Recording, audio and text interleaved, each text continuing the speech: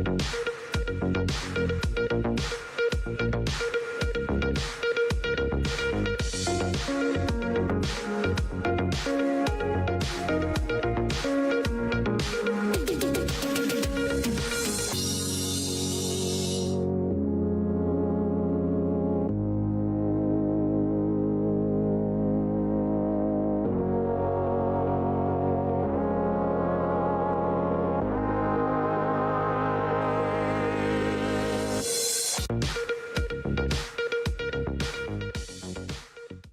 morning, Nigeria. It's Wednesday, the 21st of January, 2026, and you're watching Daybreak Live on Dominion Television. I'm Anulu Akmo Ido. And I'm Oluwayemi Adelakun. This morning, political signals from the north are setting the tone for early conversations. Daybreak G's focuses on a bold claim from the new Nigeria People's Party, saying they will win Kano if Governor Yusuf defects to the APC. This statement raises questions about whether politicians prioritize party strength, political loyalty, and winning elections over ideology, public trust, and the broader demands of leadership. Absolutely. We'll also bring you the weather report, giving you a clear picture of conditions across the country as you plan your day. And then we'll have the Daybreak News, where we'll take you through the major national and international stories shaping Nigeria this morning. After that, we turn to newspaper headlines and analysis. We will review today's front pages alongside our analyst, Ignatius Ofino Boselume, a public affairs analyst, as we examine not just what is being reported, but why it matters. And our big story this morning takes a look at governance from within the system itself. We'll be examining the rot within the civil service and its impact on governance. Joining us for this discussion is Prince Ayo Eniolauni, Osun State gubernatorial candidate, as we examine how institutional decay affects service delivery, public trust, and the effectiveness of government. Then we'll round off with the Trend Watch, actually tracking the conversations Nigerians are having online and offline as a response to politics, policy, and public accountability. Definitely. It's a packed morning of analysis, perspective, and critical conversation. You're watching Daybreak Live on Dominion Television. Absolutely. Good morning. Good morning to you, Yemi. Good morning to you. Yes, good morning this morning. Yeah, so what we're talking about this morning is a little bit, I don't want to call it funny now. I mean, it's not the first person that will come out to say something like that. I'm speaking of a senior figure in the new Nigeria's People's Party, that's NNPP, Ladipo Johnson. He came out recently to say that Kano will be won by NNPP in the next gubernatorial election for Kano State, whether Abba Kabir Yusuf, the current governor, defect to the APC or not. And then looking at all this, is going to defect or not. I think it started from early 2024, because I can remember that a popular broadcaster created a poll online and asked people to actually vote even though Yusuf is going to defect to the APC or not. Now this is 2026, and according to him, he thinks that even in 2019, when the state had no sitting governor, no lawmakers, they still won the election, though INEC declared the election inconclusive at that time, and then Ganduje won re-election. And then according to him, even in 2023, he still feels that there was no sitting governor at that time, no lawmakers, but then they still won the election. And then if you know Kwakanso very well, he will always brag about the 1 million vote of Kano State. And I think is actually right to an extent, because what ABGA is to Anambra is what NNPP is to Kano State. Kano State is a stronghold of the NNPP, that's the New Nigerian People's Party, just like how Anambra is a stronghold of ABGA. But then let's look at the fact that these things can really happen. So from my little study of election success, and I think I can tell a lot of persons that having a sitting governor of a particular political party in that state does not guarantee that you win that election. Let's take Lagos, for instance. In the last election, 2023 election, Lagos was won by Labour Party candidate, that's Peter Obi, and then there was a sitting governor at that time. But look at your state that had a PDP governor, and then APC won in your state. So these are the peculiarities. So he has a point to say that, okay, because whether he leaves or not, we are going to win that election, and I think that's a very good one. Another angle I would love us to talk about this morning is the fact that he said that the current governor, of Kano State had a meeting with the president, and then maybe it might defect, soon or maybe later. But then I think a spokesman, that's a spokesman of the current governor, Abba Yusuf, I'm speaking about, Sunisi Baturi, came out to defend the governor, to say that that meeting had nothing to do with defection at all. That it was just the governor trying to present, the challenges and, of course, the plans of the government to the president, speaking about, what a tragic incident that happened recently in Kano State, where a certain housewife and 6 children were murdered in cold blood. So according to the spokesman, he said he had nothing to do with defection. It was just the governor trying to meet with the president. As a matter of fact, on that same Monday, his name was trending on Twitter, formerly Twitter, yes. His name was trending on that platform, and I was wondering, is it that the governor, has defected already to the APC? Only for me to check, and I saw that he had a meeting with the president, and then it's not about defection. So I think he has a very good point, but then never say never. This is politics, and anything can change, honestly. Well, I think I'll start the conversation from this end. Someone is hungry, and the person goes to a supermarket to buy whatever. So he got there, and then he picked the first item. I saw, oh my goodness, I love this shirt. And then he picked the shirt. I love this trouser. Picked another trouser. Oh, Jesus, this shoe is nice. And then he picks it. And then a book again, and then he picks a book. He's done so well for himself, but he has not done the right thing for himself, especially at that time, because he went there as an hungry man, only to get there to buy some other things that probably would not solve his immediate problem. The immediate problem to be solved is food.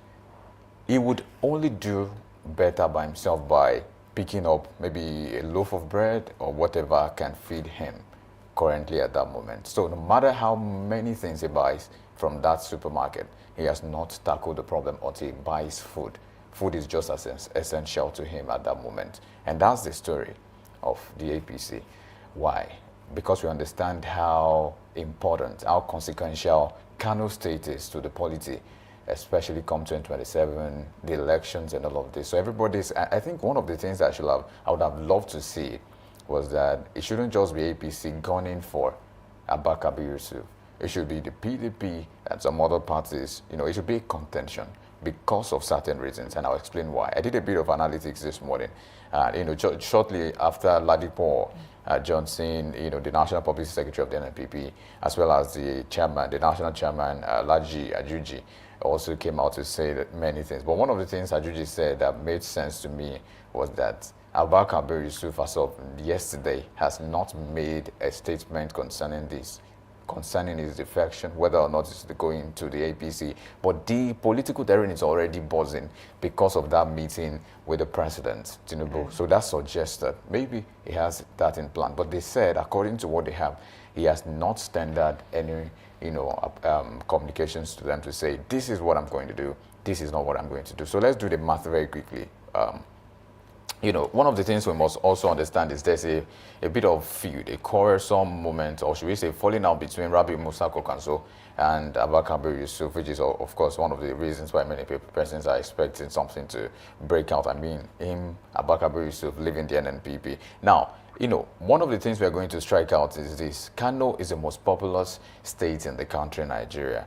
And that's also a big deal for anybody that wants to be serious. And he has the highest voter turnout. If you check the election, so I'm going to take it very quickly. 2019, Kano recorded 1.96 million votes cast. Now, maybe we should even bring the context to say, in 2023, it was the second highest, it has the second highest number of registered voters, about 5 million plus, following after Lagos with 7 million plus. Eventually, it became the highest, it recorded the highest total votes cast in 2023 election with about 1.74 million votes cast. Lagos did not have that much. Lagos had many registered voters, but did not have many votes counts, if so to say. Many persons that registered did not vote. Now, we're going to speak to that issue to say Kano State is known for grassroots politics. They are known for participation. Whenever there's an election, they know how to, canvass people from the local scenes to say, let's go vote. So if you consider the numbers and you understand why this is important, in fact, in late 2025, that was last year, the report came out that Kano is also leading with the highest number of registrants. About 59,000 new registrants have registered for the PVC and they are ready to vote. That is another thing to discuss. So 59,000 plus all of the numbers that you can count together for them. I mean, that's a lot to say about Kano. Now, again, we should take it from the context of Kano has the largest, or should we say, the highest number of local government areas. He has 44, followed by Katsina. Katsina has 34, Oyo State 33. But you can also tell that this is maybe one of the reasons why it is very important to have Kano. Now, Kano is also the commercial nerve center of the northern region.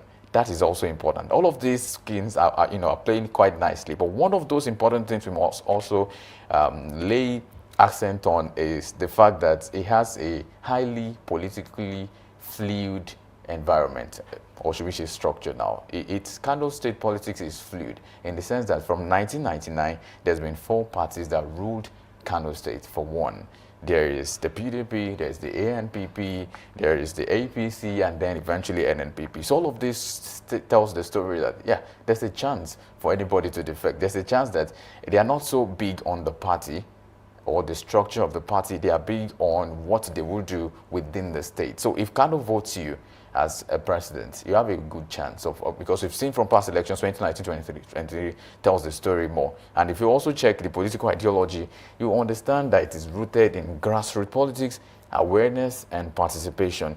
The Kano state people understand voting much more than every other state. I bet to say, and I dare to say, I mean, this might be for maybe for contention, but I bet to say that Kano state is important. If any state is interested in winning 2027 election, or any presidency or any party, I mean to say, is willing to win the elections come 2027, Kano should be on your top list. It should be something you fight for, not just say, we're like a bicycle if it wants to come. No, that was why the meeting had to happen. When, the spokesperson of the governor said it was just to talk about the challenges they're facing, the recent incident, and how there's, at the end of the day, the conversation is about collaboration.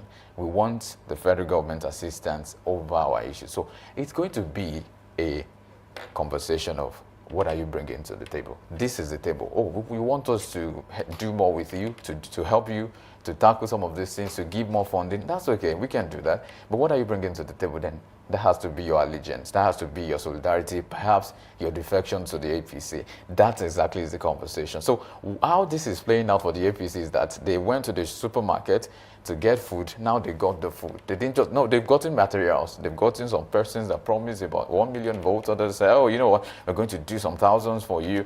And then now they have the party that votes in millions. 1.94 million in 2020. 2019, 2023 was about 1.74. That's a lot of, that's whooping. So if you have the backing of the Kano state particularly, you understand how important that is for you. Not to disregard the point that you said, that you are a sitting governor and you belong to a party, does not mean your party is going to win in that election. But, I think cumulatively now, even if the party does not win so much with a large margin in Kano State, which I think would not happen, which I think most likely APC would win if it defects to the APC, right, in Kano State. So that's a good number. So if you consider, okay, maybe not Kano, if it doesn't win so much in Kano, we have other governors, over 23 of them already in the APC. What does this speak to the issue of every other party? It's more like dead on arrival. His mission accomplished for the APC. I was waiting for this. I know many persons were waiting for the last strike that would make the sense for, or make sense for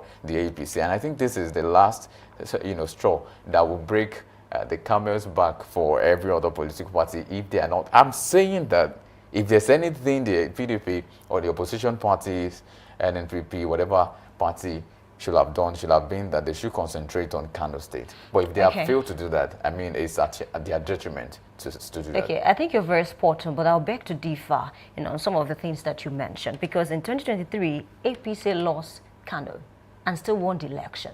So yes, Kano is blessed with the numbers, but whether or not APC, we win election in Kano State might not really determine whether they win the general election. They are blessed with the numbers, but then I don't think that can stop any political party from winning the general election. I mean, because we have evidence on ground. 2023, for instance, Kano was won by NNPP, under Rabiu Musa Kwankwaso, and of course, at the end of the day, Bola Ahmed Tinubu won the general election. But anything can happen. This is, this is politics. Anything can play out. But do you also agree that it's a game of numbers? Exactly, it's a game of numbers. But then there are exceptions, and that's why I mentioned 2023.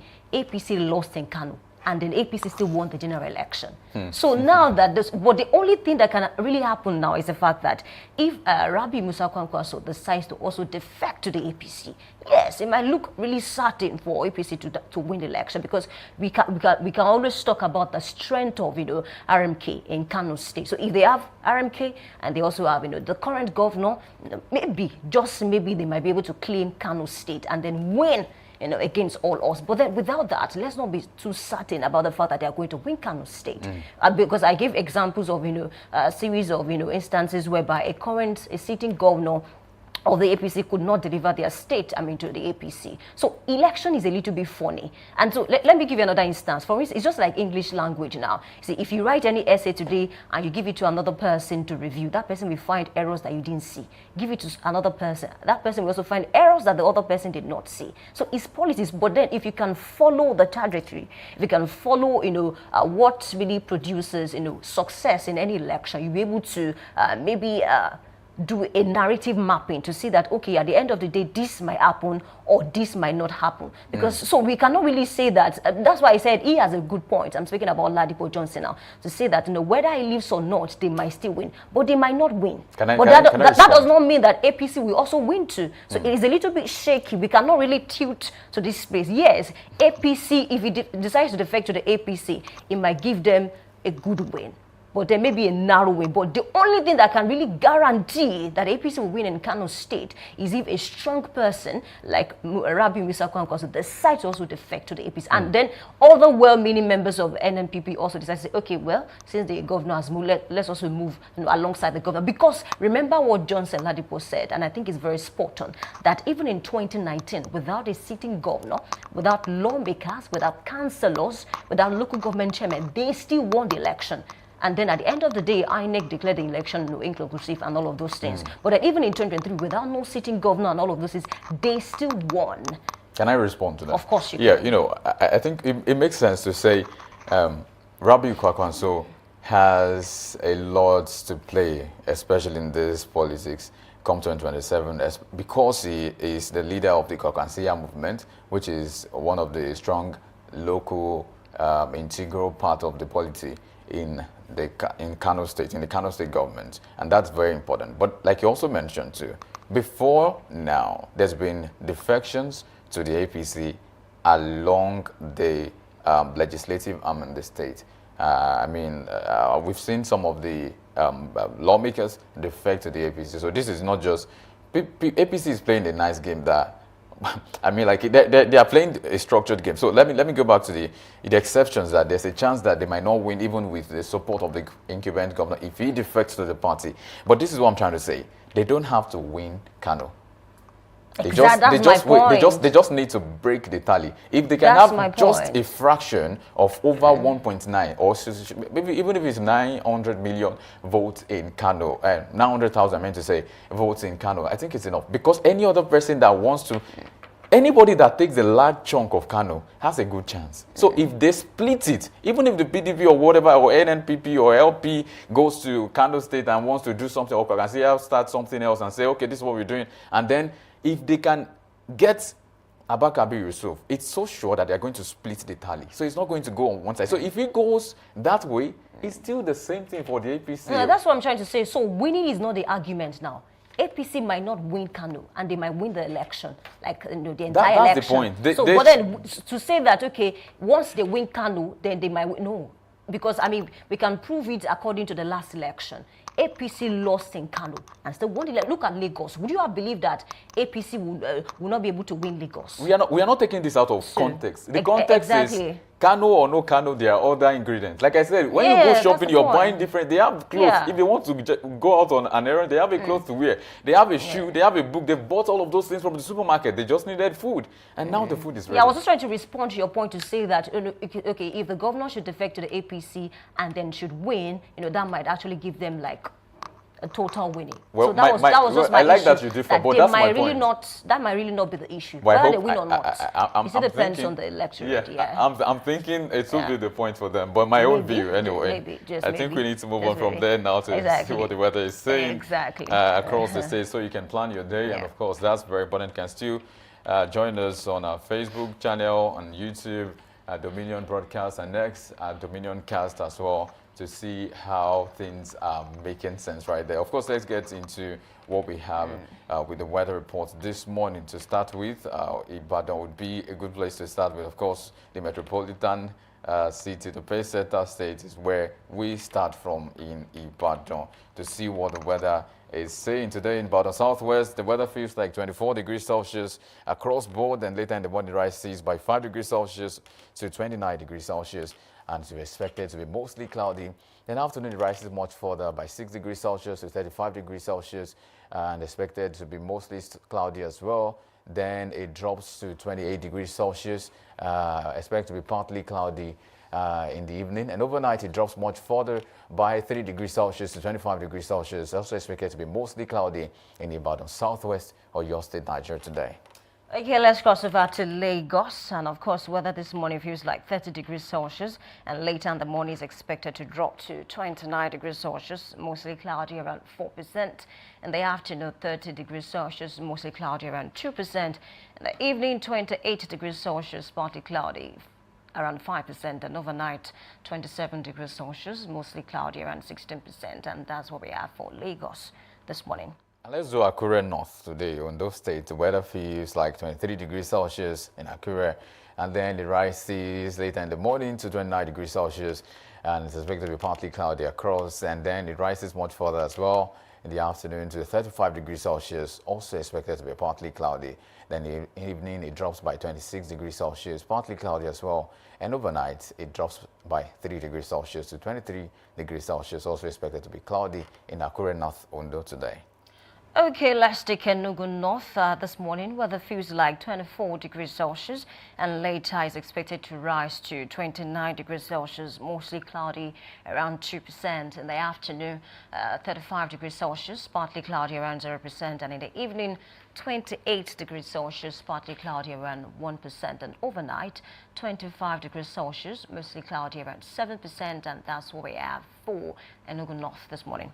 And from Enugu North to Cross River State, that's Calabar. Today, the weather feels like 24 degrees Celsius in Calabar municipal today. Then later in the morning, rises by 5 degrees Celsius to 29 degrees Celsius to be cloudy. And then it rises much further by 2 degrees Celsius to 31 in the afternoon, also expected to be mostly cloudy.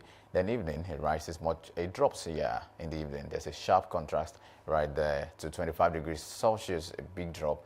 And it's expected to be mostly cloudy as well. Then it drops much further, quite a whooping one overnight at 24 degrees Celsius. And it's also expected to be mostly cloudy in Calabar Municipal today. Okay, let's cross over to Owerri Municipal. This morning, weather feels like 24 degrees Celsius, and later is expected to rise to 29 degrees Celsius this morning, mostly cloudy around 8%. In the afternoon, 33 degrees Celsius, mostly cloudy around 5%. And in the evening, 26 degrees Celsius, mostly cloudy around 6%. And overnight, 24 degrees Celsius, partly cloudy around 9%. And that's what we have for Owerri Municipal this morning. Port Harcourt has a slight difference from Owerri at 21 degrees Celsius across board in Port Harcourt, River State today. And then rises by 6 degrees Celsius later in the morning, also expected to be mostly cloudy.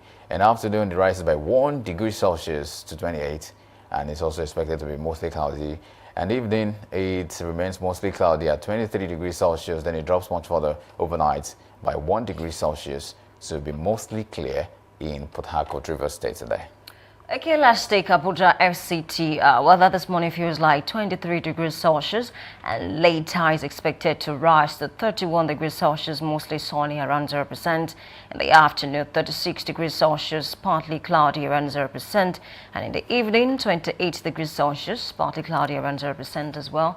Overnight, 24 degrees Celsius, partly cloudy around 0%. And that's all we can take this morning, speaking about weather report. We need to take a short break now, and when we come back, we take the news. Please stay with us, and do not forget to follow us across our social media platforms on Facebook, Instagram, and YouTube at Dominion Broadcast, and on X, Twitter at Dominion Cast. We'll be right back. Please stay with us.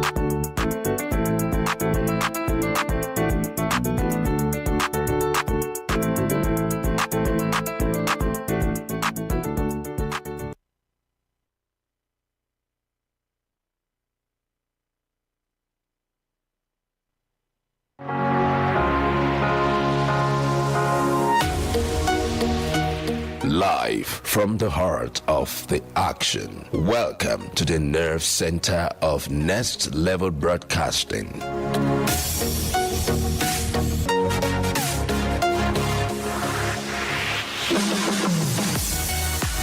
This is the OB van, where the studio meets the street. Equipped with cutting-edge cameras, crystal clear audio, real-time switching, and broadcast control, we don't just capture moments, we deliver the experience live.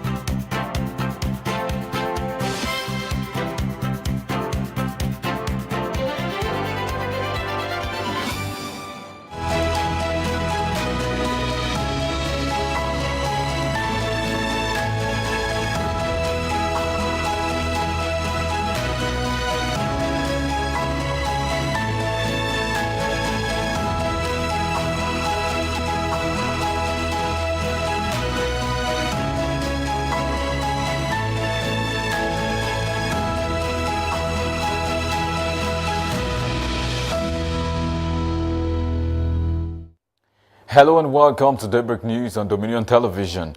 My name is Anu Oluwapo Idowu. We start with the federal government. Well, the federal government has announced the commencement of applications for the 2026 Petroleum Technology Development Fund Overseas Scholarship Scheme.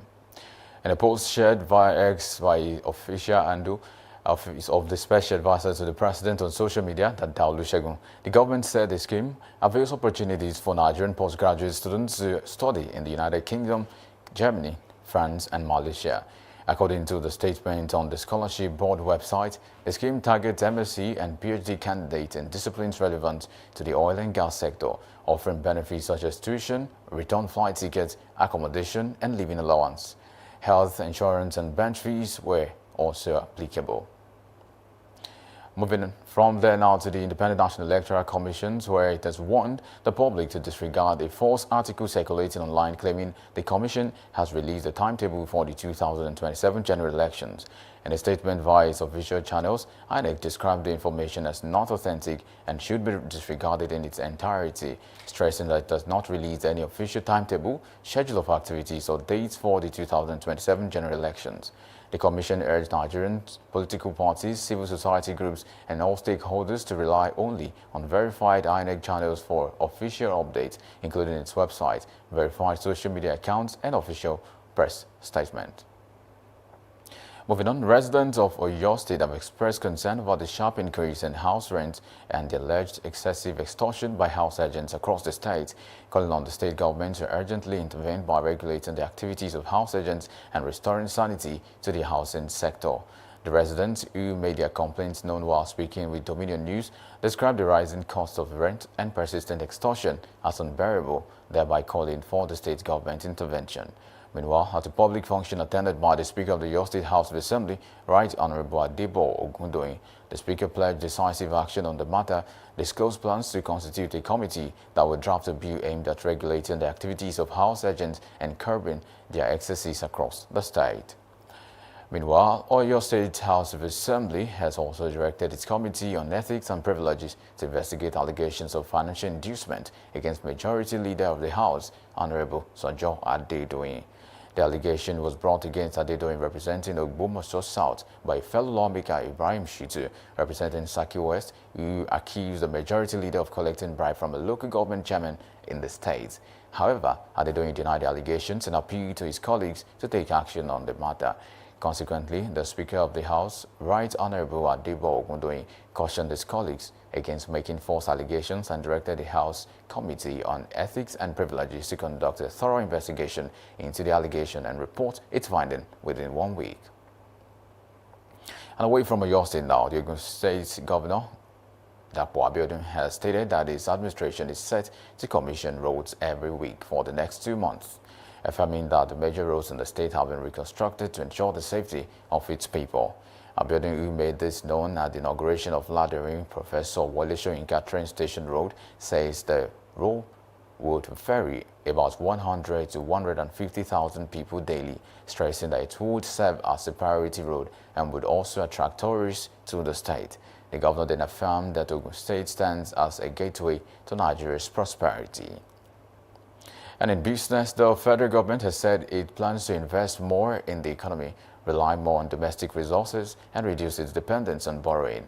Minister of Finance Wale Edun, who said this while speaking at the ongoing 56th World Economic Forum in Davos, Switzerland, outlined the government's effort to raise tax revenue and strengthen fiscal sustainability amid mounting global economic pressures. Edun also highlighted strategies aimed at reducing borrowing while expanding revenue generation. He declared to world leaders that Nigeria remains open to international capital markets, adding that domestic reforms are central to the government's fiscal policy. And now talking sports, a former Manchester City and Ivory Coast midfielder, Yaya Toure, has named the Super Eagles of Nigeria as the most impressive national team at the just concluded African Cup of Nations tournament. Reacting to the overall tournament display in an interview, Toure, who won the African Footballer of the Year award for a whooping 4 consecutive times, had praises for Algeria and host Morocco, who he felt were impressive at the tournament for their gameplay. Toure also admired the Congolese team as well as his Ivorian side, but named Nigeria as the standout team of the biennial tournament. And that's about it. You can visit our website on www.dominion.org.ng to watch us live and interact with us.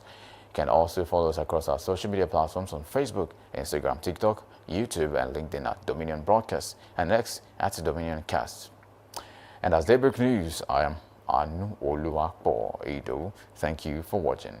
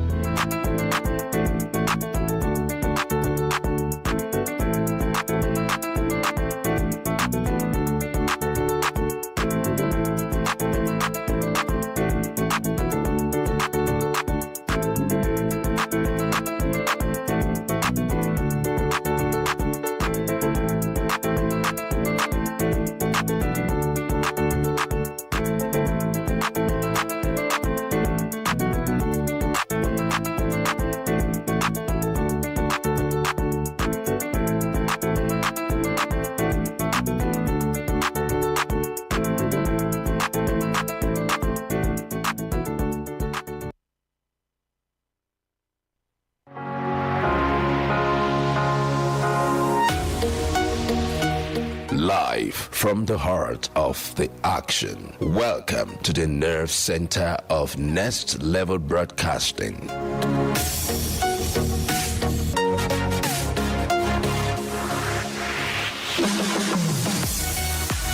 This is the OB van, where the studio meets the street. Equipped with cutting-edge cameras, crystal clear audio, real-time switching and broadcast control, we don't just capture moments, we deliver the experience live.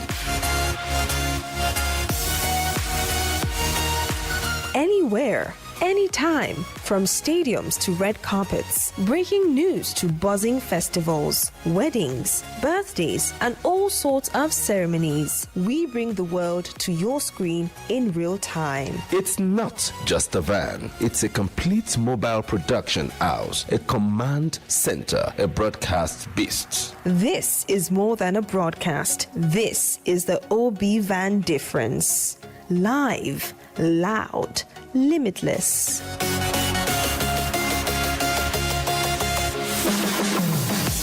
Ready to go live? Like never before. Book the OB van today and take your event to the world. One powerful broadcast at a time.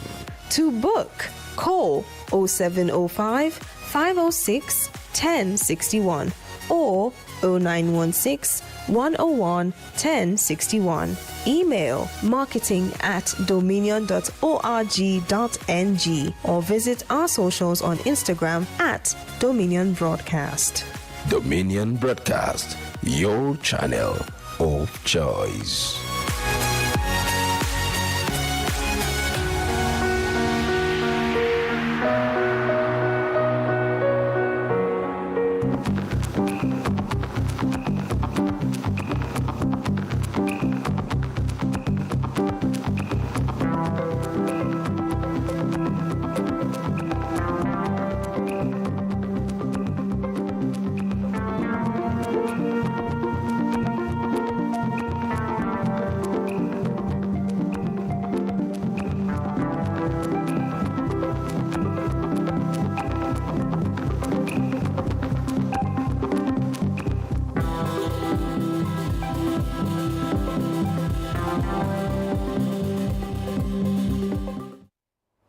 The federal government has promised to borrow less this time around and look within to see what we have for the betterment of this. But another story came out to say the federal government also, doubles January bond borrowing to about 900 billion naira. So which one are we to believe? But that's not the only issue. Another issue is talking about party politics, especially in Kano State. Governor Yusuf defection, Kano APC chiefs warn of forced marriage travels.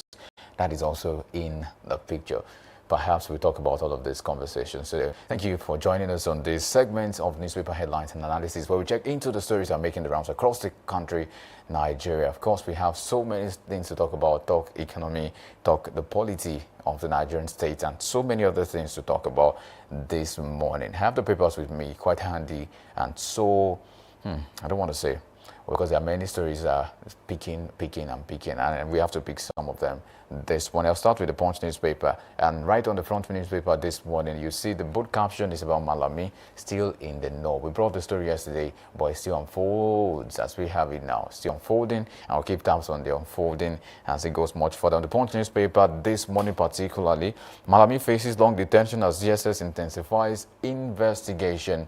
That is the big picture right there on alleged terror financing. So from the case of the EFCC clearing him to say, okay, yes, you pay a sum of money, and then there are other clauses to this agreement and arrangement, okay, so you can go. Just about leaving, the DSS came about to say, you know what, we checked your house in Benin Kebbi and we saw ammunition. So it suggests that you finance terrorism in the country. Is that true?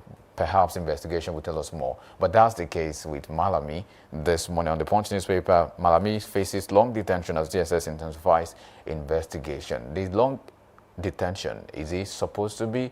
Perhaps we have that conversation in the course of today. Secret police signal tough stance, prepare court action to detain ex-AGF further as terror financing case unfolds. That seems like the story. But that's about it on that story. Moving on to something more. Nigeria's ECOWAS exports fall 13% after Sahel states exit. That is a report that you might want to check out this one. It's still on the Punch newspaper, talking the Sahelian state, talking the ECOWAS body and all of that. We have that conversation in the course of time. Now, federal government is also in the news for borrowing. But this time around, federal government doubles January bond borrowing to 900 billion naira. That's on the Punch newspaper as well this morning. Quite catchy, quite interesting, something picky to check out this morning. We'll talk about these conversations and many more today. Another sad story. I don't like to read this kind of story, but what do we have to say? Because we also have to put the conversations right so we can know how to tackle the challenges we're facing in the country. And speaking of that, 5 soldiers, policemen killed in Zamfara ambush. That's an ambush recently that has claimed about 5 soldiers' lives in Zamfara state. And unfortunately, a policeman as well, not a good one. It's a far cry from what we're expecting, especially now in the country. States hosting IDPs $12 million World Bank loan. I thought we just said we are not borrowing again. Anyway, moving on from that particular conversation, DSS frees Ogun Pastor Associates after public outcry. That is also another story, but I'll take a swipe away from the Punch newspaper now to the Guardian newspaper. The Guardian newspaper has a story that is of interest, you might say. I dare say, actually. Gaps in e-transmission. Vote buying sanctions spark calls for reform. How do we go about 2027 election? The Electoral Act is there. Are there things we should do? Are there things that should be done? And when should they be done? That is also a conversation this morning, because there are gaps seen in e-transmission, vote buying sanctions, and all of that is calling for attention, calling for a reform right there. The top corner of the Guardian newspaper says, Rivers Assembly shuns Pandef, peace panel over Fubara's impeachment. Fubara's impeachment is still ongoing. There's still so much to talk about. That conversation, I will see if we would get our fingers on that story. Now, federal government employers may clash over planned increase in employee compensation levy. That is also on the Guardian newspaper. Well, I'm seeing the face of the former president, Goodluck Ebele Jonathan, says PDP chair meets ex-VP. Sambo says ticket open to Jonathan and others. Who exactly is PDP raising as their flag bearer? Perhaps we'll get to know. Perhaps time will tell, like they say. Now, moving on from that story, court orders INEC to recognize, publish ADC's list for FCT council elections. Also a story to check out this morning. Lagos to divert traffic as repairs resume on Lekki-Ekpe Expressway. Another story, Davos, that story is of interest. Nigeria pitches fiscal discipline as EU, that's European Union leaders, condemn Trump's new colonialism. That is talking international politics. Of course, that has been in the know, especially with Donald Trump, from the all of the issues around Davos, all of the issues around, Greenland and some other places as well, sanctions here and there, and a lot more. So there seems to be that conversation at the international panel of discourse as well. We'll keep tabs on this as well to see what becomes of this. Sanwo-Olu Ezekwesili Bika over Makoko demolition, alleged oppression. Also something to see this morning. Makoko is a place that harbors over 100,000 people in the space, but Lagos State government says it's pulling it down. It seems like some persons, international bodies are also trying to say, don't do that. But what will the governor do? Now, Ezekwesili is also having a say in this issue. But we'll see where this will lead the Lagos State government to. But we have to take the analysis right now, and we'll switch our focus to that analysis portion of the segment with Eboseli Ignatius Ofino joining us live in the studio this morning. He's a public affairs analyst. Thank you for coming this morning. Good morning to you. Good morning, and Oluwakbo. It's so good to have you again. I'm delighted to be here this morning. So, I could as well ask you, where should we start the conversation? Because there's so many things to talk about. But first, let's start from, let's go to River State. The ball is in your court. Yes, of course. Let's go to River State this time around. There seems to be an unrest that is not resting. There seems to be a political disturbance that is still not, dropping the dust. Everything seems to be high. There seems to be conversations about the impeachment process. We've seen impeachments in Nigeria about 6 times. Yeah, a good number of them happened in 2006, one in 2005. The now Olubadan, Rashidi Ladoja, was the then impeached governor in Oyo State. There's been that conversation as to gross misconduct of the case that was alleged against the present incumbent governor of the state, and that's Sumla Ifubara. But what do you make of all of this? It seems Pandev has said, please, let's look for a way to have a peace panel over this. But it's like lawmakers are saying, no, we are not having this. There is one thing you must understand. There is a political conflict and disagreement between a supposed godfather and an estranged godson. Who am I referring to? I'm referring to Barrister Nyesom Wike, the proclaimed godfather. Then the estranged godson is no other person than His Excellency Similaye Fubara, the executive governor of Rivers State. We all knew what happened. That at the end of the day, a state of emergency was being declared, and it became a subject of controversy in Nigeria that it is unconstitutional. But here now, there is no peace in sight. Why? Because pro-Wike lawmakers are all bent in ensuring that Fubara is being impeached. But there is one thing the executive president said. The executive president have actually declared Similaye Fubara as the leader of APC in Rivers State. And now when you look at Wike himself, Wike want to control the party machinery in PDP and also in APC. Then the national leaders in APC are saying, no, you are in PDP. It's not possible for you to be in PDP and also control the party structure of APC in Rivers State. So there is an issue on ground. And now when you look at it now, you see the finger of conspiracy. What Wike is trying to plan is this. He's planning to impeach Fubara, the governor. He's planning to impeach the deputy governor. Then the speaker will now be what? Installed as the governor of the state. Is that not unconstitutional? There is a problem on ground. If Wike is not very careful, the good people of Rivers State will revolt against pro-Wike lawmakers. The people have the right to defend their governor, So where do you to stand? protect their governor. Where do you stand, Ofino? For now, there is constitutional violations on the part of the lawmaker. What about the governor? The governor may have committed what we call constitutional violation. If there is a violation of the constitution, there is nothing wrong about impeachment. But you cannot rule out the finger of conspiracy. There is what we call sting operation in this country. There is what we call state-sponsored violence in this country. So you cannot, it's just like the issue of Malamina. The issue of, look at it now. They said he is sponsoring terrorism in this country. The DSS went to his house, they found an arm. they find some amount of, some numbers of ammunition in his house.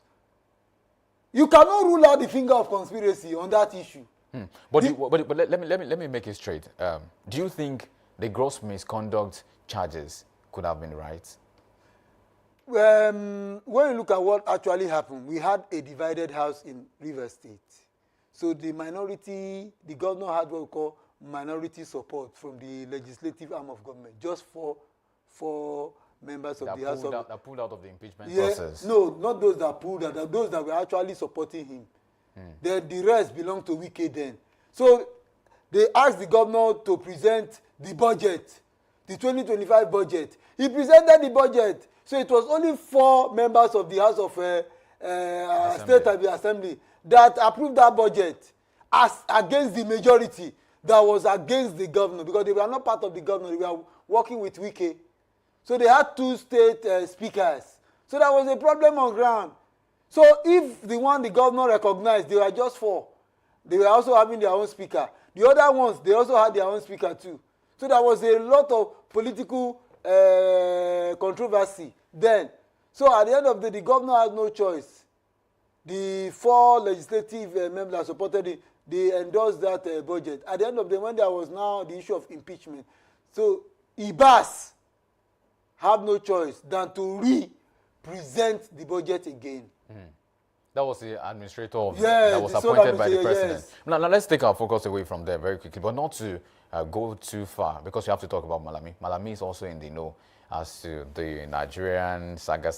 So people are asking questions, where does this lead to? Someone who has been in that position for the country, Attorney General of the Federation, being caught in this despicable act, especially as alleged, is not something we want to talk about. It's not something we should have at that level. But what do you make of this? I think you mentioned that there are conspiracies in the state, and then states. You cannot rule out the finger of conspiracy, the conspiracy theory. But let me get your thoughts on Malami.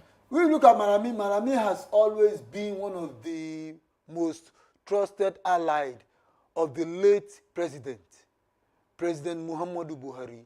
He was so powerful in the presidency as the Attorney General of the Federation. Very powerful. But for now, if you look at most members, those who belong to Buhari's bloc, they are not even supporting Asiwaju Bola Ahmed Tinubu's administration. Though they are still in APC. But when you read their body language, most of them are not even supporting this government. So you cannot rule out the finger of conspiracy.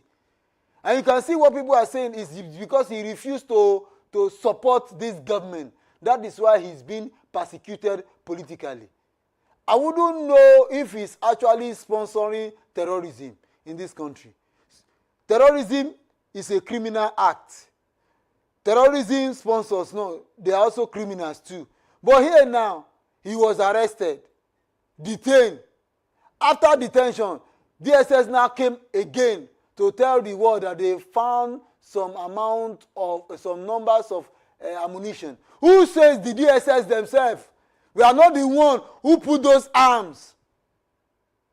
You cannot rule out the finger of conspiracy. Is it not Nigeria? But that's why there's going to be a court process after this. It's not just going to be... No, what about the issue of conspiracy on the part of the ruling government?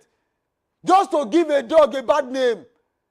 I'm talking about the moral aspect. So you think this is a Do you know that the government can organize a sting operation against Ofino? For speaking truth to power. But that's what you think. Yes, the government can do it. They are targeting. Somebody can come and lie against my person that I made an attempt to rape her. And which I never did. Never trust any Nigerian government. That's the issue on ground. He's been persecuted politically based on certain quarters. If actually he was actually sponsoring terrorism, what stops the government? Indicting him. That's what they are doing now. No, indicting him. Not this year. Indicting him when he left office. But this was when... Maybe investigation sometimes might take a process of time to be accomplished, right? Maybe that's why they've not been able to apprehend him for that. There is one thing I'm also discovering about Malami too. The way he was able to withdraw 600 billion naira belonging to the Niger Delta Development Commission to prosecute a case. 600 billion. That is unconstitutional. I know he has a case to answer before the EFCC. I know. But now look at the dimension. Now, who actually knows whether he's sponsoring terrorism? We don't know. But if it's true that he's actually one of the terrorist financiers, there is nothing wrong if he's being rearrested again. But what I'm saying is this, the issue of conspiracy theory. Nigerian government, politicians, they can do and undo. That was what they were doing in the First Republic during the days of Chief Jeremiah Oyeniyi, Obafemi Awolowo. Politicians at that time. So let's talk politics now. Since you've mentioned politics, let's go to Kano State. Some are saying that just one thing, just one key that the APC would need is Kano because of the numbers. And we know politics is a game of numbers.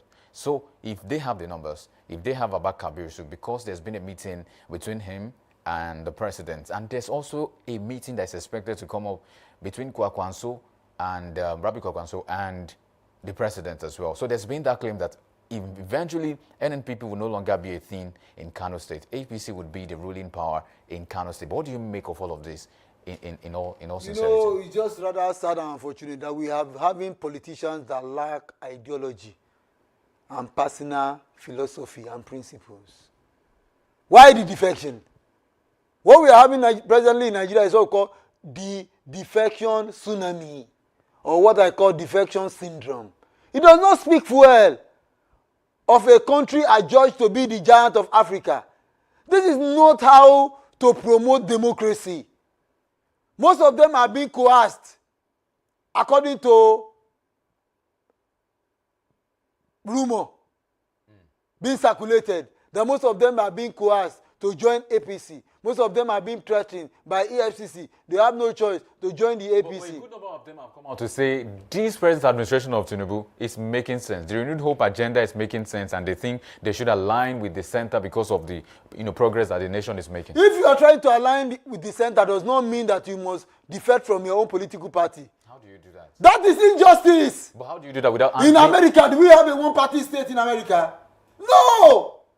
The Republicans are there, they have their own state, and things are working well. We have to build a strong institution. Whether you are a Democrat or you are a Republican, what happens is this: the American interest must be protected. That's a fact. It's not necessary you must align with the center. If you are in the party A is ruling at the center, party B is ruling at the state, you must come up with your own ideology too, to ensure that you also develop the state and see your state as a model, so that one day the electorate might also say, let us give party B a trial in general election. That is how it's being done. But most of them today, personal aggrandizement, self-aggrandizement, and this issue of entitlement mentality. But you also know for one now that politics is all about winning. Anybody that is in politics wants to win elections, win an appointment, whatever you win. It's just a win game for everybody. So personal aggrandizement. Perhaps we can say that there's a saying, popular saying, that if you can't beat them, you join them. But what do you think Abba Kabir Yusuf should have done? Because in my own opinion, I was asking the question that where is the PDP?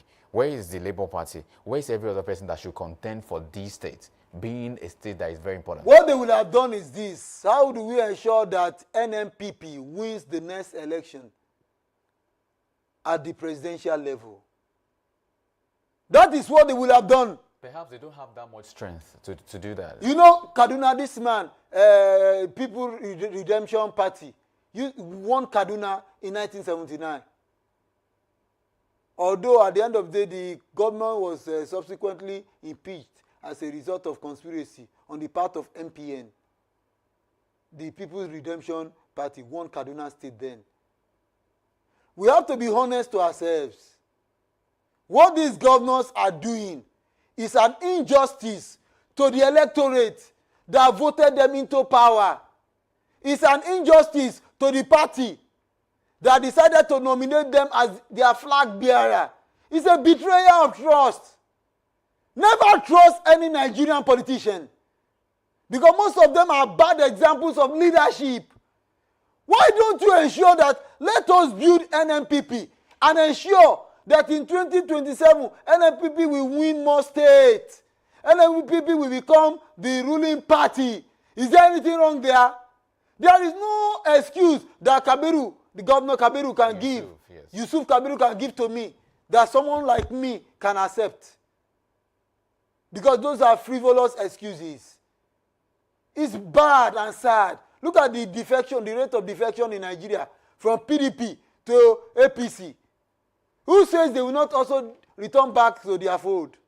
Okay, so let's stretch it. Let's extend the legs of this conversation a bit by going into Davos, the World Economic Forum, that is Congress, that is also conference that is holding as we speak. But not to mention, not to forget to mention that Abba Kabir Yusuf as of now has not defected, and the party came out to say, the NNPP chairman and the publicity secretary came out to say that there's no news of that yet, it's just rumor, but there are speculations across borders and quarters. But now let's talk about Edun, Wale Edun, Minister of Finance and Coordinating Minister of the Economy, said that Nigeria is advancing their interest in Davos, and by that it means that the federal government will rely less on debts and focus on driving investment. They said they don't want to borrow again. Meanwhile, another story came out to say there's a borrowing that has been increased to 900 billion, a bond as well. But what do you make of all of this? Because that's okay, let me draw the background to this.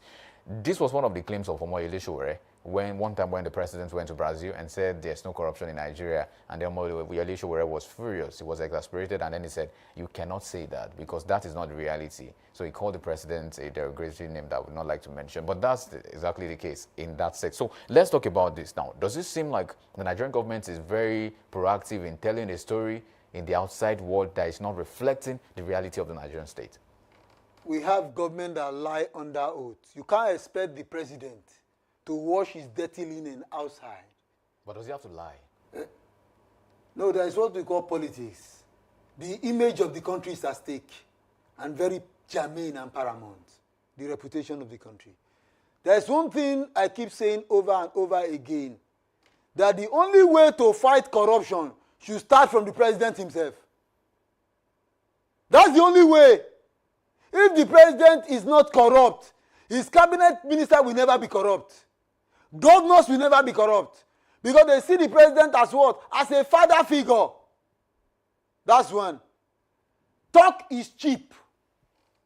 There is an economic fallacy that has become a populist ideal, that no economy can survive without borrowing. And I keep saying it over and over again. That is an economic word. Fallacy. It's a fallacy. All things being equal, a country can choose not to borrow and depend on what? On their limited resources. And they try to utilize that resources optimally without even borrowing. And at the end of the day, they can decide to lend to other nations. So that is why I said this theory that no economy can survive without borrowing is one of the economic fallacy propounded by the capitalists themselves. Wale Edun, the coordinating minister of the economy, I don't know the school of thought where he belongs to when it comes to issue of economic theory, because we have different school of thought in economic theory. So I wouldn't know the school of thought where he belongs to. Now, Nigeria for now is a loan-dependent economy. When we are talking about fiscal policy of government, the fiscal policy of government is usually dependent on what? On loan. Sourcing for loan to fund your national budget year in, year out. But let's talk about that. But is it supposed to be like that? Okay, yes, that's the point. Let's talk about that. So if we talk about the fact that loan has to, is for some like you mentioned, so maybe a school of thought believes like you should have loan to improve the nation. But others have also questioned what that loan is for. So if you borrow loan and then some people are siphoning the fund, I mean, it makes no sense. It's almost as bad as not having the loan in the first place. That is criminality. So let's talk about that issue. There was one issue as well, because I want us to put this together. Dear Zani, Alice Madueke, she's facing a trial of about $100,000, okay, 100,000 euros, bribery case, which is supposed to begin in London to last for 12 weeks. That's another story. But this is not just about Alison Diezani. It's talking about every other political leader in the country. There seems to be a narrative. There seems to be that almost every politician in the country that's once served or that is still serving has a cockroach in his cupboard. And it seems like the same narrative here and time again. We've seen this before. We are seeing this again. It seems like it's an unending conversation. But why do you think this is? Some of them borrow in the name of executing capital project. Half of the money goes into private hands because we have a weak judiciary. We have a weak judiciary. People go to the judiciary to procure judgment. Judgment is given. Justice is given to what? To the highest bidder. There is no patriotism in this country. That's where the problem lies. The issue of plea bargaining is also there. If I stole 1 billion naira and I decide to return 500 million naira, the remaining 500 million goes back to me. Then the lawyer and the judges, I give them 200 million. What a country and what a government. So there is a problem on ground. Serious problem on ground. We have to be frank and sincere to ourselves. Sometimes my heart bleeds. This money that is supposed to be meant for the welfare of each and every one of us is being siphoned by certain few, and there is no consequence. And this issue of duplication of contract is also a problem. And of inflation of what? Of contract. Let's assume the cost of 1 kilometer of road is 1 million naira. And government now awards that road for 10 million naira. You know what has happened? Government have defrauded the people 9 million naira. And government has also denied and deprived the people 9 kilometer additional roads. The money that was supposed to be meant to build schools are being diverted into private hands. The money that was supposed to be meant to build more hospitals, to fund our hospitals, is being diverted into private hands. And the politicians know at the end of the day, if they are being arrested, there is the issue of what? Plea bargaining. We now celebrate them. Okay, so help me outline let's do a bit of solutions journalism now. What is the way forward to curb these excesses? Capital punishment. For offenders? For those who stole our money. That's the only way. Look at China. It's a one-party state. I'm not in support of one-party state. There is nothing wrong if you choose to be a communist economy. But they felt that the only way to curb corruption in China is for them to introduce what? Capital punishment. It's there. Capital punishment. A criminal is a criminal. Why should you grant amnesty to a criminal? Those who forge our money with the pen, they are more even deadly than armed robbers. Those who use the pen to steal public funds are more dangerous than armed robbers. Do you know what it means? The money that was supposed to be used to execute capital project has been diverted. The money that was supposed to be used to build hospitals in order to treat those of us who are sick, in order to save our lives, some people have diverted it. And that shows that there will be more death and there will be more ailment. So in one word, you're calling for capital punishment for offenders? Yes! There should be capital punishment. And if there is no capital punishment, not necessarily death, life jail, then their families will be banned for life. From politics? From politics! If your brother is doing what is bad, you have every right to caution him. If your sister is doing what is bad, that is Africa for you. The extended family. Your cousin is your cousin. Your nephew is your nephew. People will make reference. Look at his cousin. His cousin is a criminal.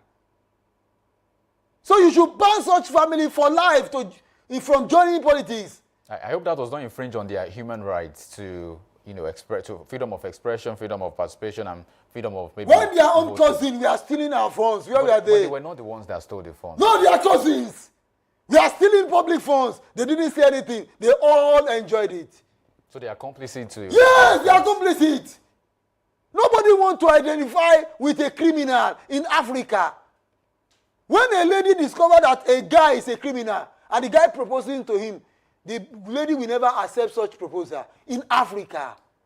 Now, that's our mentality. Let's spread the tentacles much further now to see the PDP is in the news. Maybe some would say, Eureka. It's an Eureka moment for them after a long hiatus and a lot of intricacies, but let's not go there. The case now is that PDP presidential candidate is open to all Southerners including Jonathan. And that's coming from Turaki. That's the NWC, that's the National Working Committee, visits Namadi Sambo, and then Turaki made this statement. First, also, we know he's a factional leader as well in the party, said everything is open even for Jonathan. What do you make of this? Turaki is just making a statement based on his own observation.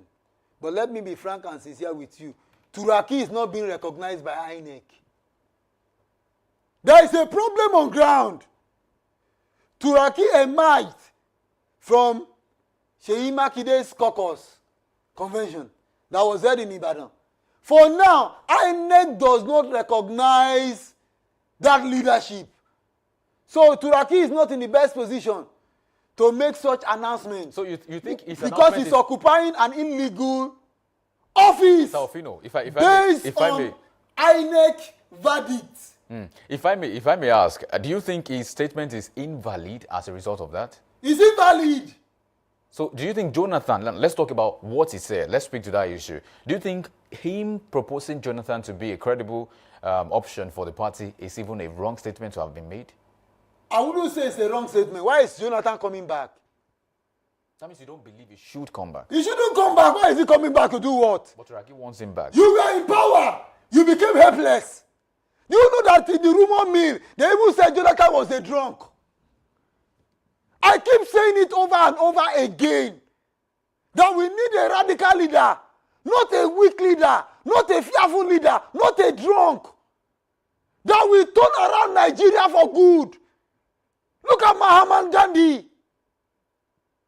Do you know that Aristotle made a statement? He said there is enough for everyone's need, but there isn't enough for everyone's greed. That's a philosophical statement. We have to be on what is he coming back to do in Aso Rock? It should stay clear. Let us be honest to ourselves. During Jonathan's regime, there was high-level corruption. And listen, Deziani, Madwekwe, the Minister of Petroleum Resources, stole our Commonwealth. Did you say anything about it? We have to be frank and sincere to ourselves. Coming to do what? So we don't need him. You are questioning his competence. Yes, he's not competent. Because he was a strong leader. Jonathan would not have lost that election. Let me give you an example. Jonathan greed cost PDP their defeat in 2015. When you saw the finger on the wall, that the North, you are not happy. The power is being retained in the South. The North, you are agitating. There must be a power shift. If Jonathan was someone that loved PDP, he will have decided to say, now, let me float a candidate from the North. Assuming Jonathan has stepped down for a candidate from the North, Buhari will never have won that election. Because Buhari made a statement. That statement alone was a treason. He said the blood of bull and babu will flow. If PDP rigged the election in 2011, he said it, Buhari said it. He said, I'm going to render this government ungovernable. He told Jonathan. That word enough was a treasonable felony. Is that not an aberration? At the end of the day, somebody that threatened your own government won the election in 2015 and ruled for 8 years. So Jonathan should stay clear. That's my own personal submission. All right. Because if Jonathan was wise, was a wise politician, when people like Chief Olusegun Obasanjo were agitating that, let us return power back to the south, to the north. The north were agitating that they want power back, and he has heeded that advice. And Jonathan had decided, now I've already ruled for 6 years. All right. I love the party. I don't want the party to lose. Let me shift my own position and allow the North in PDP. They will have defeated Buhari hands down. All right. That is one point political. I'm talking my own statement political. But this issue of entitlement mentality, Chief Aneni was one of those people that were supporting Jonathan. It's not easy for you to defeat a sitting president. The power of incumbency. He lost that election despite the power of incumbency. All right. You've made your point, Saofino, but just in 1 second. Now, there's a story that is also making the rounds that constitution review is about to become a conversation at the Senate level. The Senate says we will begin clause by clause consideration by January 27. That's Senate saying state police, special seats for women are their priorities. But, one word about this. Do you think it's high time we re-strategized? Do you think it's high time we now restructure or we reconstruct the constitution of the Nigeria? There's one thing we must know. Nigeria has been a signatory to the International Convention in Beijing. 35% affirmative action for women. Women have the right to even govern Nigeria. But do you think a constitutional review is what is next now?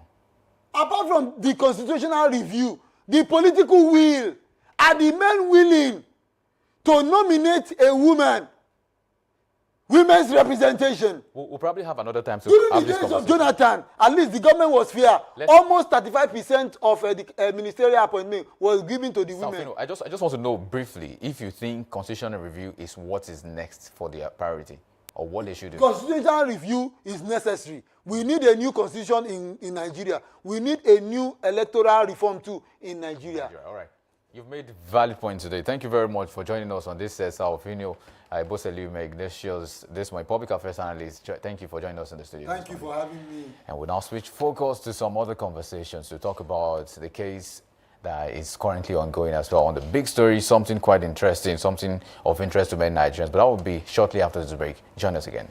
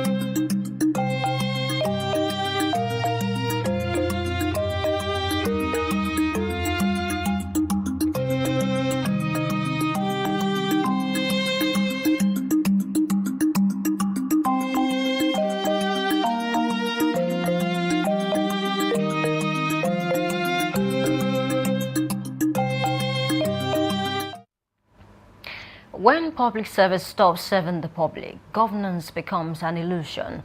Welcome to Big Story on Daybreak Live. I'm Oluwaimi Adelakun. Today we interrogate the silent crisis crippling governance in Nigeria.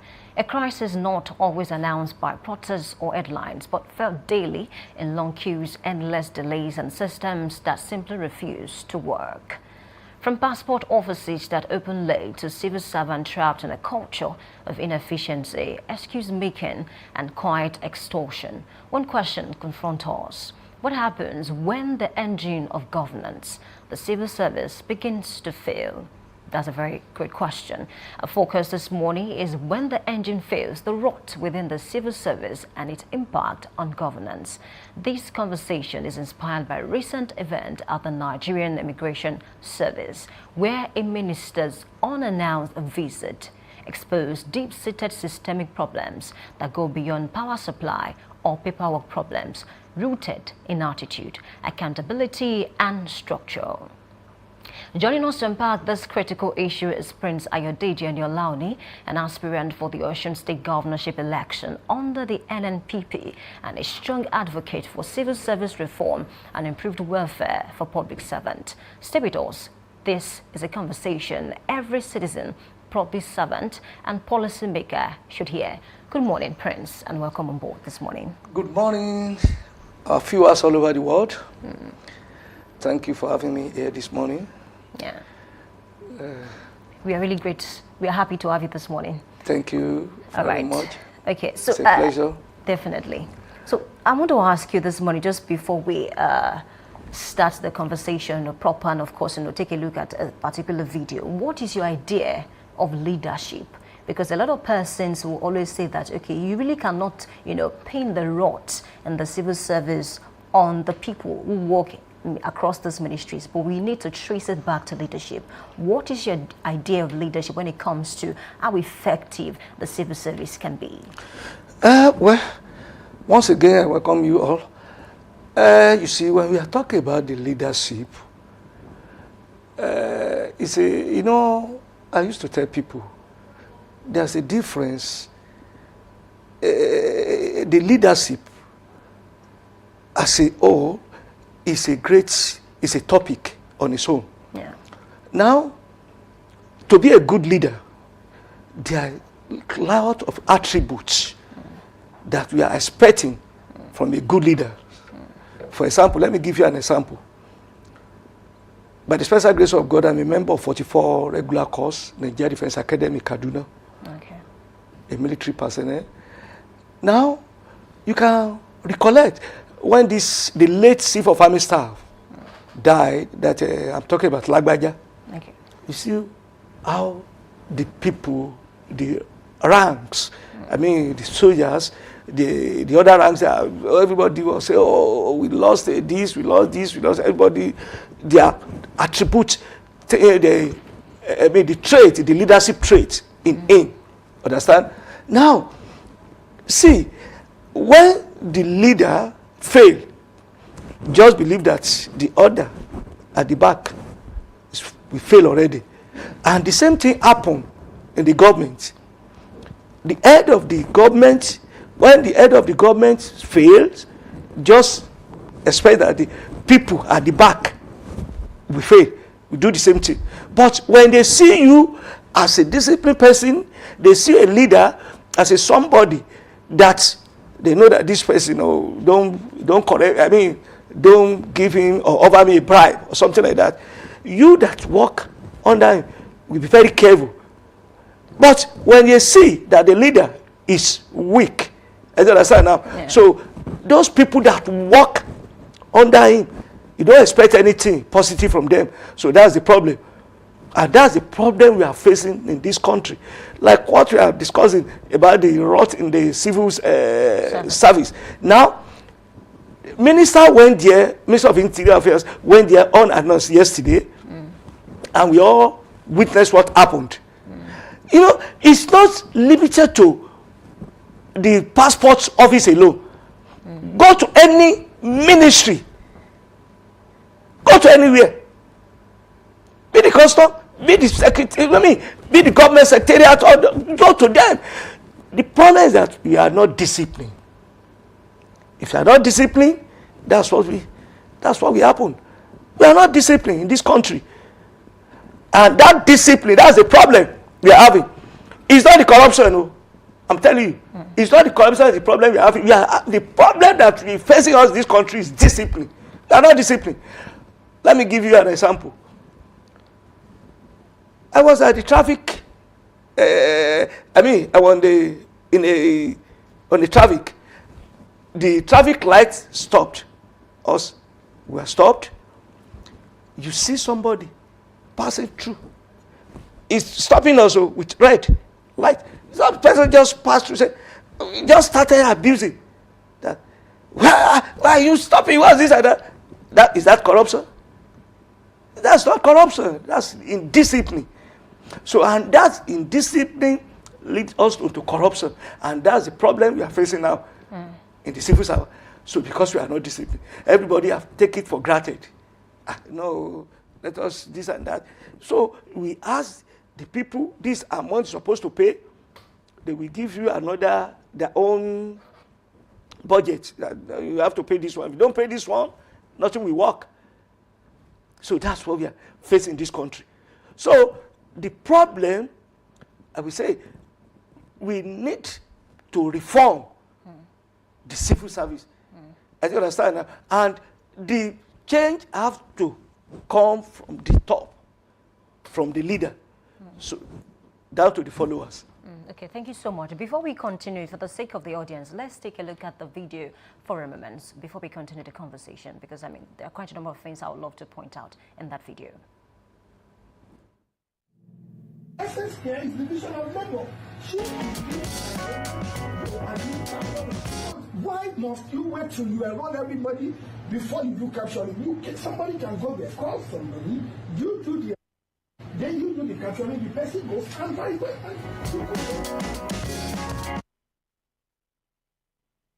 So why must you? You're wasting people's precious time. Time is money, time is expensive. It's unacceptable.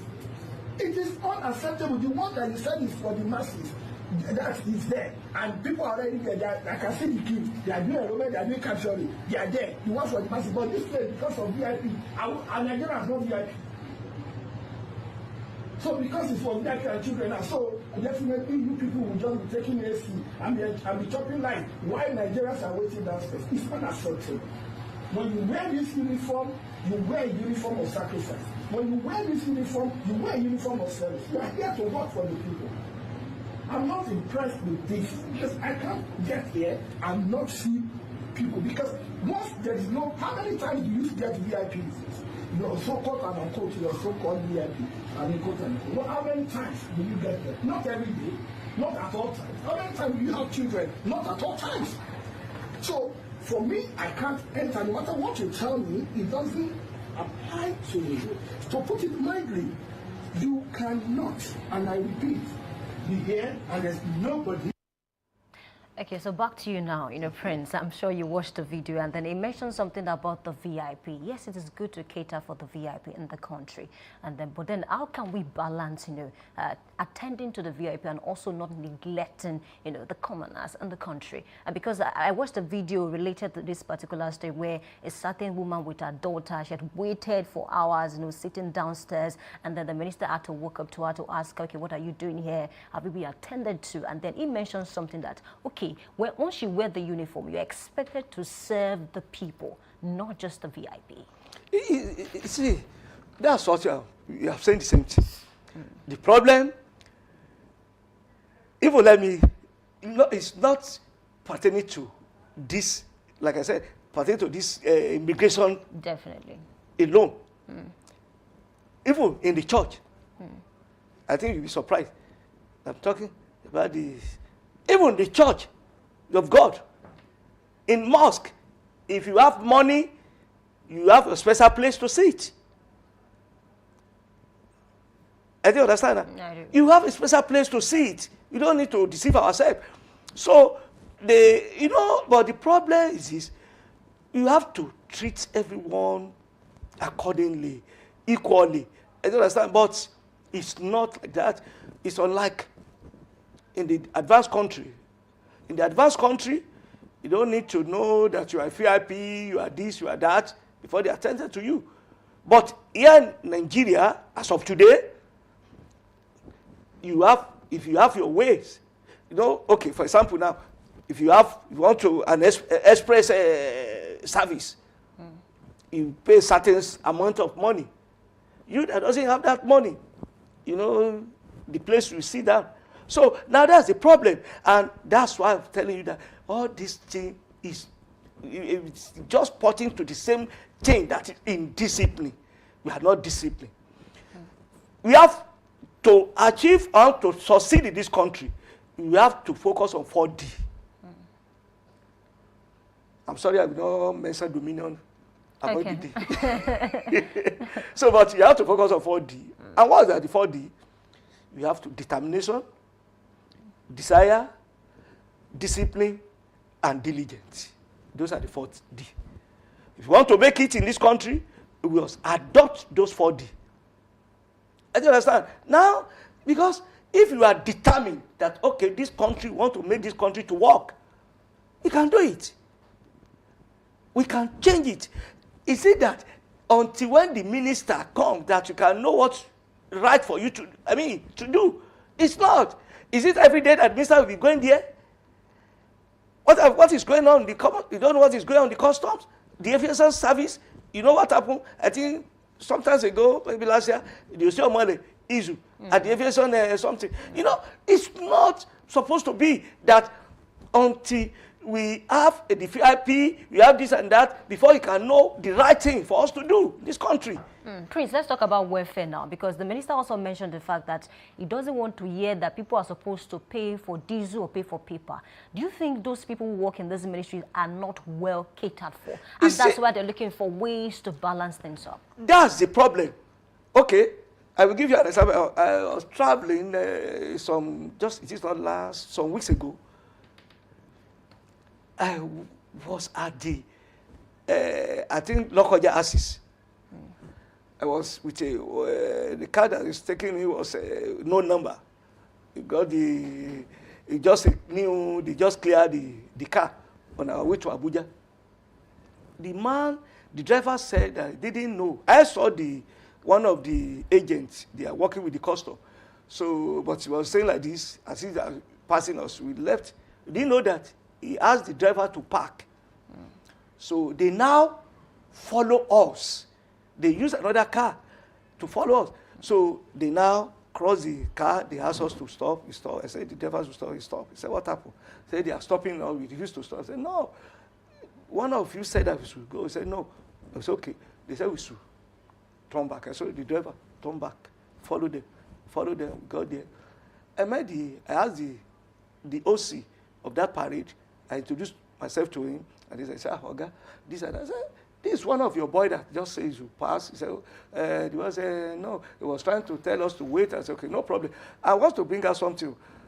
Now, he said, sir, for that, it's not up to 50 meters, even just to 20 meters before they stop us.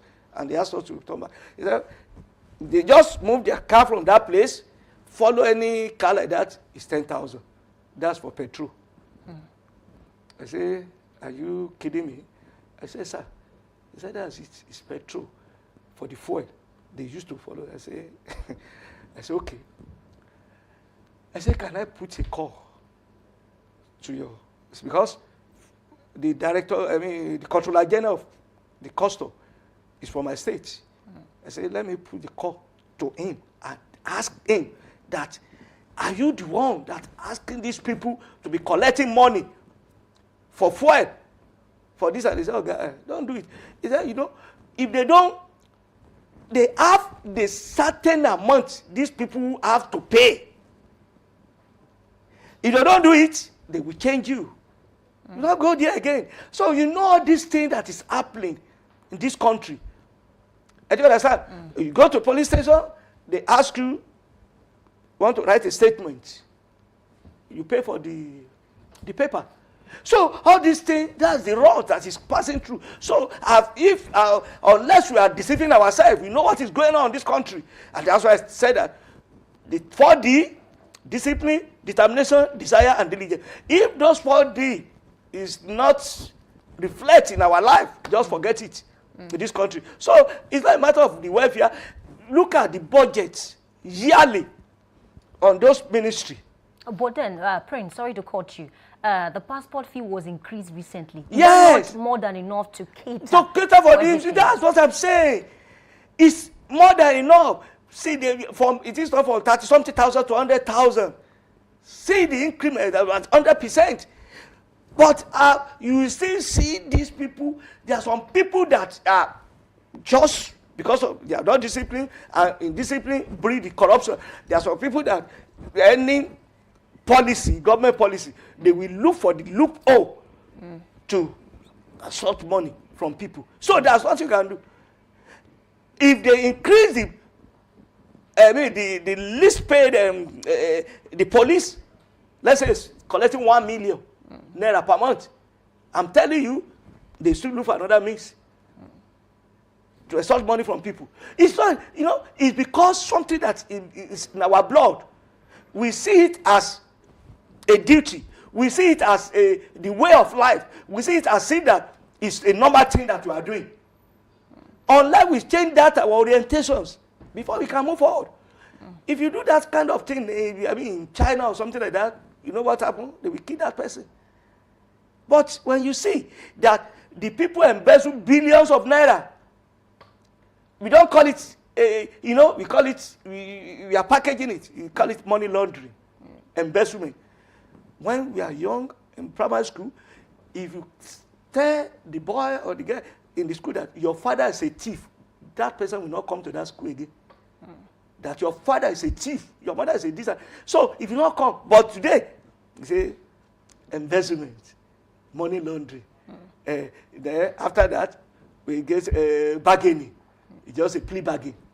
So yes, okay, it's true that I stole 20 billion, so no problem. I will return 22 billion. That's just it. So go and say no more. So until we change all this, our orientations, nothing will move. Nothing will move. And I've said it time without number on the program. Most of the program they used to, as an analyst. So I tell them, with the system we are practicing in this country, forget about it. Nothing will come out. With the system, we say we are practicing presidential system of government. Is that the way they are practicing the presidential system of government, the federalism in US? We copy the US system of government. Is that the way they are copying is that the way the US are practicing? Have you ever seen the Donald Trump posted the list that, okay, this month, this is the amount that the allocation given to New York, allocation given to California? Have you ever seen something like that? Okay, Prince, a lot of persons have argued that, the system of government is really not the problem. But Obafemi Awolowo said something that if you adopt a foreign system and you don't domesticate, then it becomes a problem. So do you think it's about the system of government or the fact that we have not been able to properly domesticate that system? Because Nigeria is a peculiar country, different from the United States. It's not a matter to domesticate. You see, the Baba Obafemi Awolowo, he made an impact. He was doing the parliamentary system, that's Western region. Yeah. As you understand? Yeah. The problem is that we have of different diverse culture. If you study the life of the Hausa very well, the Hausa Fulani, you see, their life is different from our own system. And likewise the Igbo people. So now, you now want to force all these people together. It can't work. Cannot work. As you understand now, okay, for example now, we revere our traditional rulers that time, that Kabiyesi, we revere them as the second in command to God. Alaseke Kejusa. But something like that, it's not happened. It's not applicable in other region. As you understand now. Yeah. And you see, in our own region here, if somebody asks you to come for food, is feeding you every day, you call people sitting down, feeding you this and that, the people say, that person is using your star. Don't go there. But in the other place here, so every day you go there, so it's part of their life. They count it as nothing. I understand now. Yeah. So now you now want to force those people together. It can't work. It cannot work until when it's not that we should go. You can, if you study very well, you see that the development we are enjoying in this country as of today, they are the development that have been built since the time of Western region up to the today. heroes of that time. Up to today is what the people are building upon. Up to today, nothing change. And I said something to Baba Femi Awolowo the first day I met the Baba. That day, I met Baba at my late grandfather's place at the Kalari. That time was Loyola College. I was coming. Baba was coming. So Baba was trying to introduce me to. I was so young.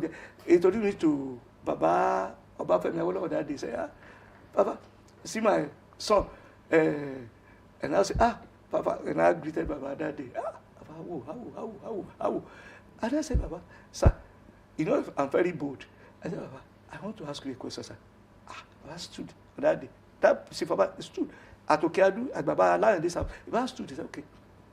I said, Baba, why did you resign as the premier of Western region that you want to go and contest at the federal?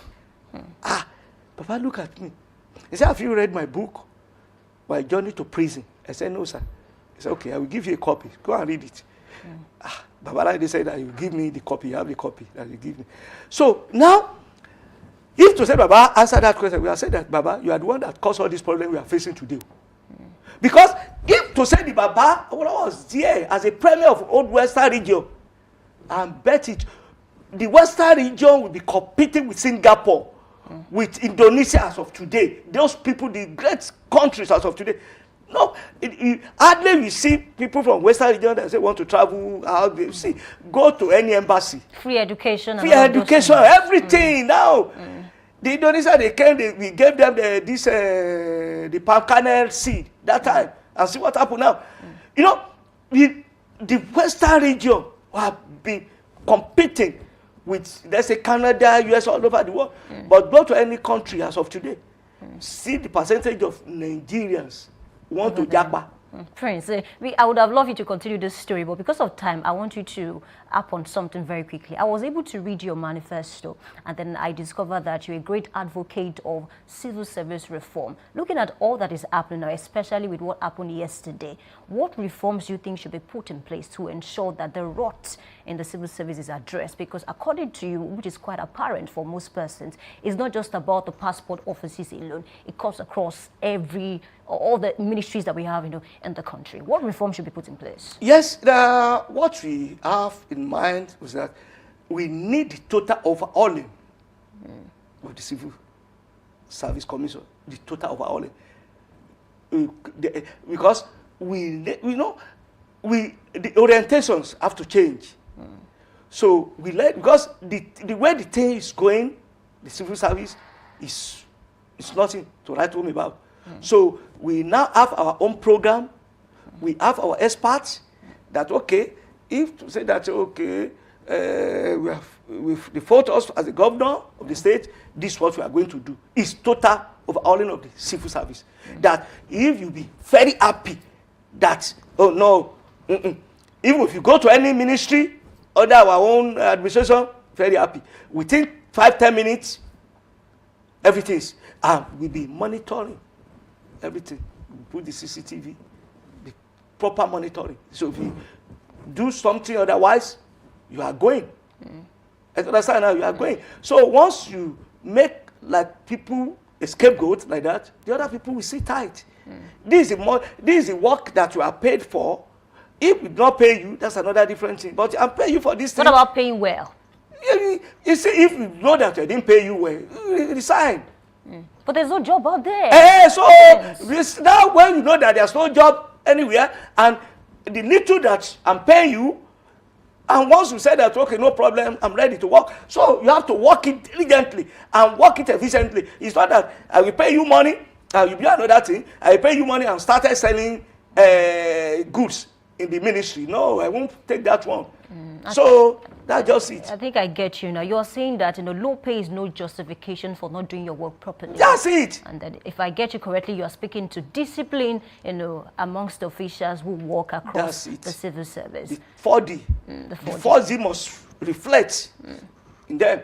The discipline, the diligence, determination that, okay, we want to determine that this thing will move forward. If we determine, okay, see what the man that the Minister of Interior did yesterday, you see, it's because he determined that he want to make an impact. The other people, see, if the other minister can be doing like that, I can understand.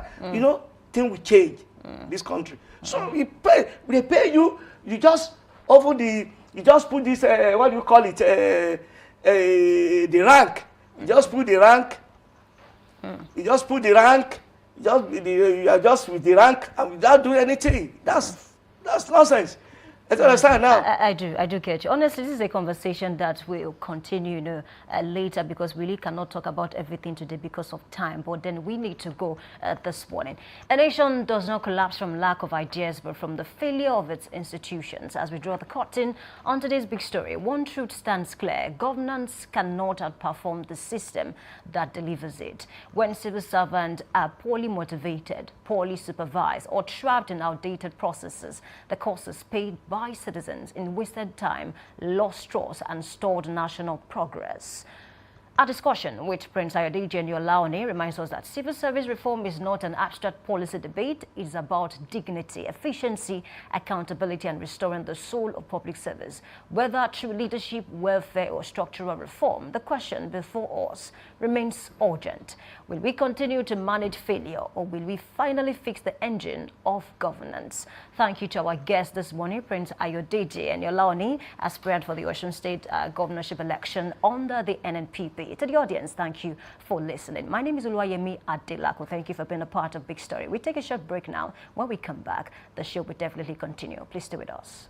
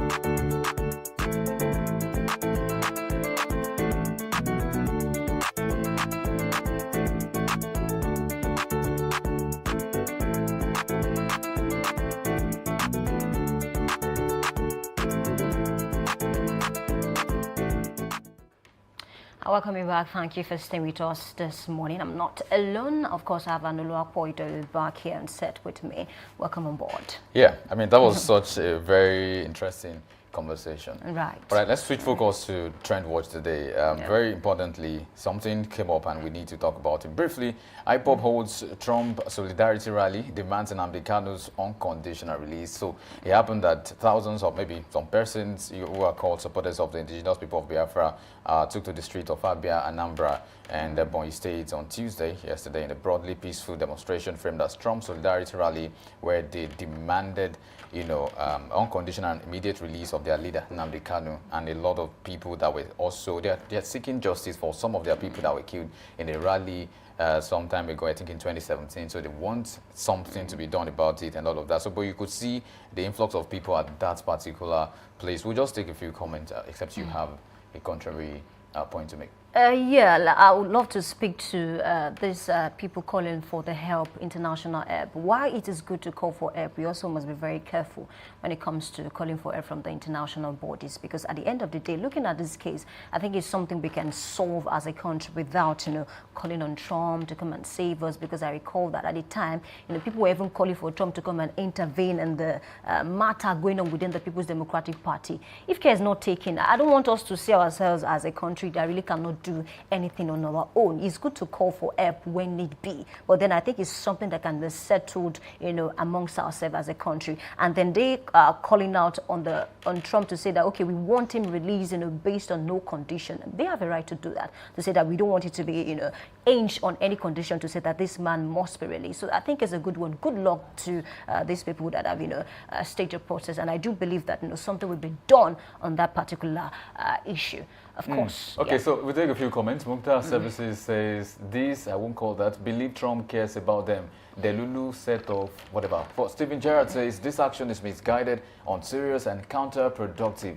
Dragging the foreign political figure into Nigeria's internal legal and security issues does nothing to advance justice or peace. I mean, that's about it. An uncle named Chike says there's no protection of Christians in Nigeria without the protection of Biafrans. I mean, that's also, that's how much we can take At the end of the day, this is one country, and that's what we must always think about. We should not be divided. I mean, what happened back then, is bygone. We should focus on the future, and of course, I'm very sure that after this protest, there's something that will be done on that matter. That's beautiful. Yeah. So it's a fine place to live it this morning. A big thanks to you for being a part of Daybreak Live. Of course, my name is Oluwayemi Adelakwa. I'm saying stay safe and, of course, be informed. Well, thank you very much for joining us. Join us again, same time tomorrow, and we'll have another conversation. Stay bye.